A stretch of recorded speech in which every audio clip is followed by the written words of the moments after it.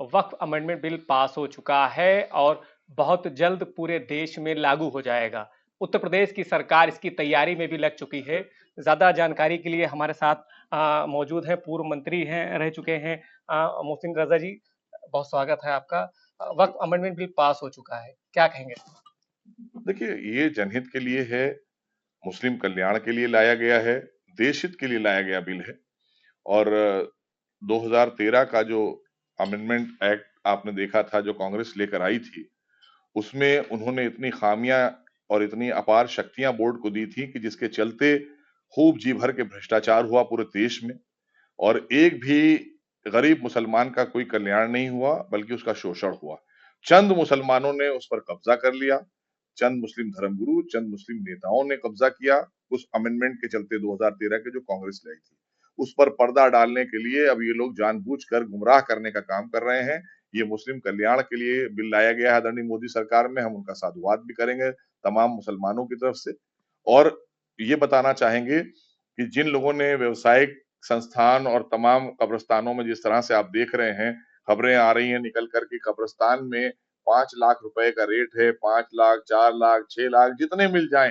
तो अब तो दफन होने के लिए गरीब आदमी को बेचारे को उसके परिवार को 5-6 लाख रुपए का इंतजाम खाली कब्र की जमीन के लिए करना होगा। और ये वो लोग हैं जिन्होंने भ्रष्टाचार की पराकाष्ठा की हुई है। कोई अस्पताल बनवाए हुए है कब्रिस्तान की जमीन पर, तो कोई शिक्षण संस्थान बनाए हुए है, कोई व्यवसायिक संस्थान बनाए हुए है। तो ये वक्फ की संपत्ति का लूट जो हुआ है, उसको लेकर ये डरे हुए लोग हैं। और यही लोग खड़े हैं और विपक्ष इनको बाकायदा संरक्षण दे रहा है बार बार। और यही लोग काली पट्टी बांध कर आ रहे हैं जिनके पास अकूत संपत्तियां वक्फ की हैं पूरे देश के अंदर। यही लोग परेशान आपको दिख रहे हैं। आम मुसलमान को तो बेचारे को पता ही नहीं है कि वक्फ हमारे वेलफेयर के लिए किए गए थे।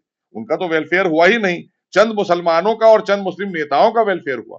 क्योंकि कांग्रेस ने यही काम किया था कि ताकि यही लोग इनको दबा और डरा कर लाएंगे, हमारे लिए वोट करवाएंगे। तो मुसलमान वोट बैंक है उनके लिए, हमारे लिए हमारा भारतवासी है, उसका कल्याण करना हमारी जिम्मेदारी है। सबका साथ सबका विकास इसी को कहते हैं जो आदरणीय मोदी सरकार ने किया है। जैसा कि आपने जिक्र किया है कि कब्र 5 लाख रुपए, 1 लाख रुपए, लाखों में बेची जाती है, तो किस तरीके से ये बेची और खरीदी जाती है? आप पता करिए जाके, क्योंकि ये इस तरह की चीजें आमतौर से आप ये देखिए कि मस्जिदें जमीन पर होती हैं। तो ये धर्मगुरुओं से मेरा सवाल है, जो धर्मगुरु इसकी हिमायत में और इसके विरोध में आ रहे हैं, वो ये बताएं और हमारा हमारा समाज भी सुने कि क्या मस्जिदें तोड़कर उसके नीचे व्यावसायिक मार्केट बनाई जा सकती है? इसका इस्लाम या शरीयत इसकी इजाजत देती है? क्या कोई अगर बेचारा इंतकाल कर जाए तो उसकी कब्र के लिए उससे 3, 4, 5 लाख रुपए लेना जायज है? शरीयत है ये? तो ये भ्रष्टाचार है। आप भ्रष्टाचार की मतलब इसकी आड़ में आप अपने को धर्मगुरु दिखाकर भ्रष्टाचार की पराकाष्ठा करिए, आप गरीब मुसलमानों को दबाने का काम करिए, आप अल्लाह की मस्जिद को ना छोड़िए, मरने के बाद मुर्दे के घर वालों से पैसे ना छोड़िए, तो ये कहाँ का इंसाफ है? हम दबे कुचले पिछले हमारे जो मुस्लिम भाई बहन हैं, उनके कल्याण के लिए बिल लेकर आए हैं। और जो जमीनें आपने अमेंडमेंट 2013 का जो कांग्रेस ने किया था, उसके तहत जिस तरह से आपने सारी संपत्तियों को, सरकारी संपत्ति हो या आम आदमी की संपत्ति हो, गलत तरीके से वक्फ में दर्ज कर दी गई। 1,30,000 संपत्तियां, 1,30,000 संपत्तियों में जब हमारे अधिकारियों को आदेश हुआ, माननीय मुख्यमंत्री आदरणीय योगी आदित्यनाथ जी का और देश के प्रधानमंत्री जी ने इसका सर्वे कराया, तो पता चला कि उत्तर प्रदेश में सिर्फ 3,000 संपत्तियां सुन्नी शिया वक्फ बोर्ड में ऐसी हैं जिनका अभिलेख मिल रहा है, बाकी नंबर्स मिल रहे हैं। तो ये अपने आप में ये क्या दर्शाता है? और जो 3,000 है वो भी इन्हीं तमाम ताकतवर मुसलमानों के पास है।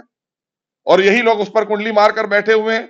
कुछ चंद मुस्लिम धर्मगुरु हैं और कुछ चंद मुस्लिम मुसलमान हैं जो नेता हैं। तो ये all India personal law board हो, ये सब टूल किट है। ये तैयार किए जाते हैं कि ऐसे समय पर जब सीए एनआरसी आए तो आप सड़क पर निकलकर विरोध करिए। अगर आप धारा 370 हट रही है तो खून की नदियां बहाने की बात करिए। अगर वक्फ का कानून आ रहा है और हित में आ रहा है मुसलमानों के, तो इसके लिए कहिए कि मस्जिदें छीन ली जाएंगी, दरगाहें, कब्रिस्तान और इमामबाड़े छीन लिए जाएंगे। तो ये कब्जा करके बैठे हैं ना, इतने साल से आच्छादित हो रहे हैं, इन्होंने किसी गरीब मुसलमान का वेलफेयर किया नहीं है।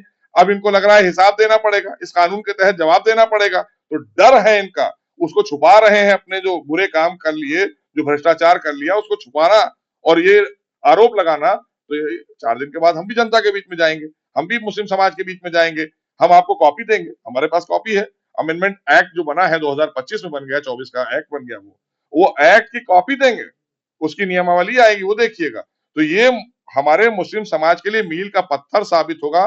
जो गरीब मुसलमान भाई बहन हैं, उनके लिए मील का पत्थर साबित होगा। आज तक किसी एक भी मुसलमान को इससे फायदा नहीं पहुंचा था। अब इससे कल्याण होगा हमारे मुस्लिम भाई बहनों का, ये मैं दावे से कह सकता हूं। और ये फुटेज आप रखिएगा अपने पास, उस समय जब आपको जरूरत पड़े कि निकालिएगा कि जो कह रहे, एक भी मुसलमान नहीं कह सकता कि हमारे बच्चे को पढ़ा लिखाकर वक्फ बोर्ड ने डॉक्टर इंजीनियर बनाया, या किसी बहन की शादी करा दी, या किसी गरीब का इलाज करा दिया, या किसी को आप वहां से कोई इमदाद, कोई मदद पहुंचाई, अपने जेब में पैसे भरे। तो ये वही लोग हैं जो परेशान हो रहे हैं, होना भी चाहिए। अखिलेश यादव ने आज प्रेस वार्ता की और उसमें एक बात कही है कि जो भाजपा पार्टी है ये सबसे बड़ी भूमाफिया है। हाँ, बिल्कुल सही कहा उन्होंने कि जो भूमाफिया है, जिन्होंने अपराधियों को पाला, जिन्होंने भूमाफियाओं को पाला, जिन्होंने भ्रष्टाचार की पराकाष्ठा कराई उत्तर प्रदेश में, जहां पर गुंडई और कहना चाहिए जिस तरह के बलात्कार के मामले और अपराध के मामले आए, पराकाष्ठा करी उन्होंने।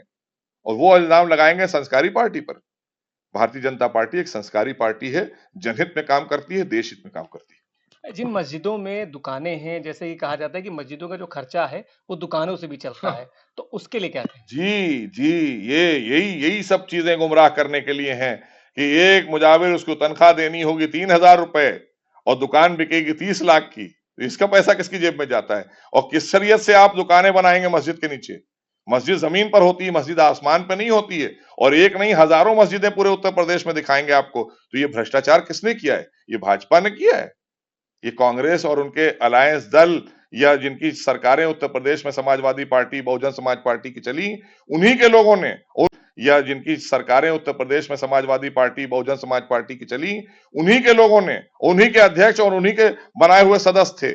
उन्होंने लूट करी है और अपने लोगों को वहां पर ताकतवर किया है कि ताकि ये हमारे मुस्लिम समाज को दबाएं और दबाकर उनसे वोट दिलाने का काम करें। तो ये सब बातें हमें ना बताएं, पहले ये बताएं, किसी भी आलिम दीन से कहिए, किसी बड़े से हमारे जो धर्मगुरु हैं जिनकी मैं सम्मान करता हूं, उनके पास जाइए, पूछिए क्या शरीयत इसकी इजाजत देती है कि मस्जिद तोड़ के दुकानें बनाइए और स्लैब डाल के ऊपर मस्जिद कर दीजिए, और इसकी आड़ में ये कहिए कि साहब इसकी आमदनी के लिए तो मस्जिद ही मिली थी तोड़ के, अल्लाह का घर मिला था तोड़ के, और मुर्दे का घर मिला था कि उसके लिए पैसे ले लीजिए 5 लाख रुपए, इससे इससे वेलफेयर करेंगे। लेकिन सभी धर्मगुरु इसके खिलाफ है, चाहे शिया हो चाहे सुन्नी।